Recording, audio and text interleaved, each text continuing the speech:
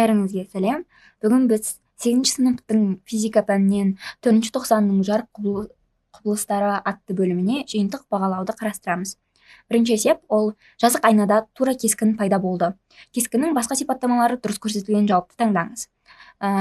Бұл жазық айна болған соң сызықтық ұлғаю жүрмейді, яғни кескін объектке қарағанда үлкен немесе кіші емес. Сондықтан да біз сызықтық ұлғаюы жоқ деген жауаптардың бірін қарастырамыз, ол Б және С жауаптары.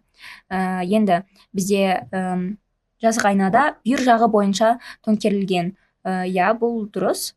Енді жалған немесе жалған емес екенін таңдайық. Жазық айнада кескін жалған болады, сондықтан да я деген жауапты таңдаймыз. Сонда сызықтық ұлғаюы жоқ, жалған я және бүйір жағы бойынша төңкерілген. Сонда С жауабы таңдаймыз.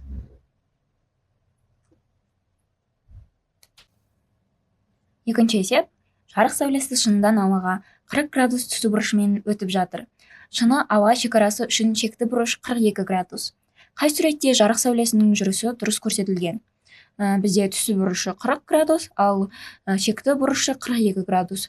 Бізде түсу бұрышы шекті бұрышынан кіші, сондықтан да жарық шағылады.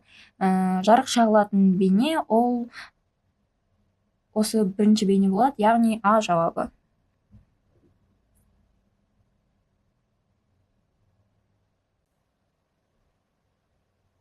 Келесі есеп.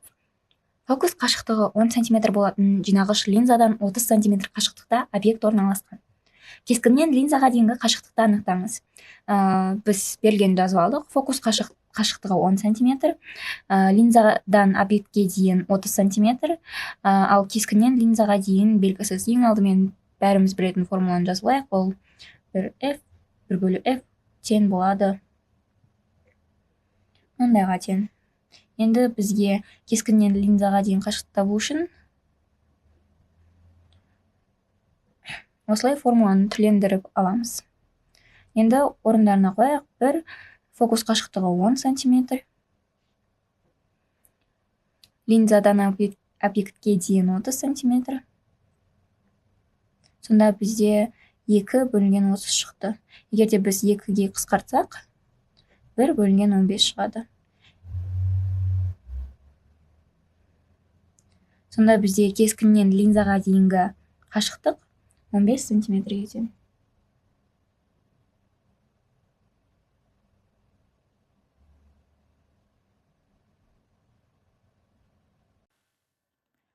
Төртінші есеп.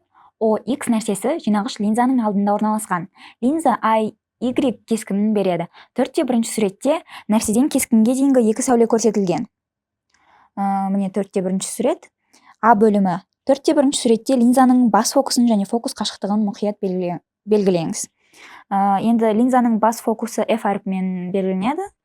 Ол мына жерде болады, және центрлік остен тура сондай қашықтықта мына жерде болады. Енді бізге X-тан Y-ге 3-ші сәулені сызыңыз. Біздің сәуле X пен F-тан өтеді.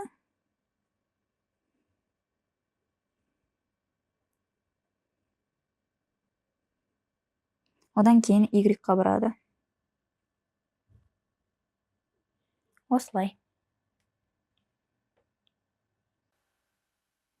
Бұл бөлімі кескінді сипаттау үшін төмендегі берілген сөздерді қолдануға болады.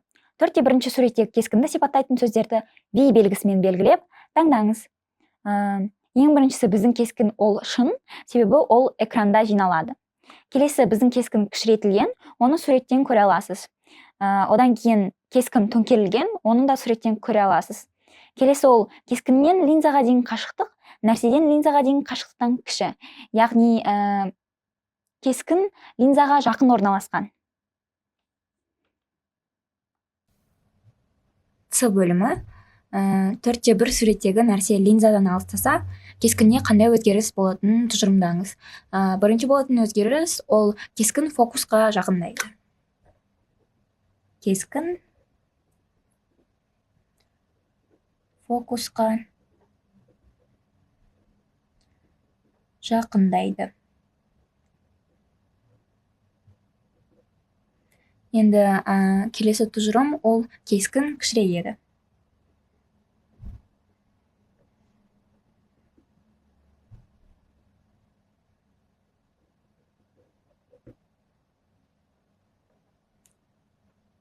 бұл соңғы есеп. Назарларыңызға рахмет.